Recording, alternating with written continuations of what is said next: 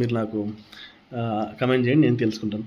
So ఇక్కడ ఇదేంటంటే లోకమాన్య, మహామాన్య, మరాఠా కేసరి, పంజాబ్ కేసరి. ఇది ఎవరెవరికి ఉన్నాయి? మాన్య అని ఉంటుంది. ఎగ్జాంపుల్ వచ్చుంటే మాన్య గుర్తుకొస్తాయని ఎవరికి ఉన్న గుర్తు రాదు. లోకమాన్య అంటే తిలక్ ఉంది, మహామాన్య అంటే మదన్ మోహన్ మాలవీయకు ఉంది, మరాఠా కేసరి తిలక్ స్టార్ట్ చేశారు, పంజాబ్ కేసరి లాలా లజపత్ రాయ్ స్టార్ట్ చేశారు, పత్రికలు ఇవి.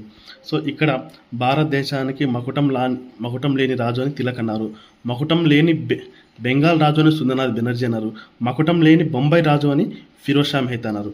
అంటే ఈ మూడు మకుటం లేని రాజుల గురించే కొటేషన్స్ ఇవి, ఎవరు ఏదన్నారని.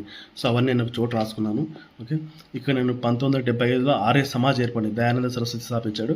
1915లో ఆర్య సమాజ్ పుస్తకం రాశాడు. 1975 ఆర్య సమాజ్ ఏర్పడితే 1915లో పుస్తకం రాశారు.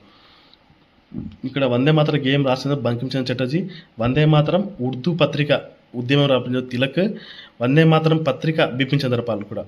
ఈ విధంగా నేను ప్రతిదీ అంటే సేమ్ పేరు ఉన్నవన్నీ ఒక చోట రాసుకుంటూ నేను అవి కన్ఫ్యూజ్ అవ్వకుండా నేను చేసుకుంటూ వెళ్ళాను. మీకు కూడా ఈ విధంగా మీకు ఉపయోగపడవచ్చు. ఈ మ్యాప్ చూడండి, దాదాభాయ్ నౌరోజీ శిష్యుడు ఏవో హ్యూమ్, దాదాభాయ్ నౌరోజీ యొక్క ఇంకొక శిష్యుడు జిన్నా, ఏవో హ్యూమ్ యొక్క శిష్యుడు ఎంజి రనడే ఇద్దరు శిష్యులు, తిలక్, గోపాలకృష్ణ గోఖలే యొక్క శిష్యుడు గాంధీ.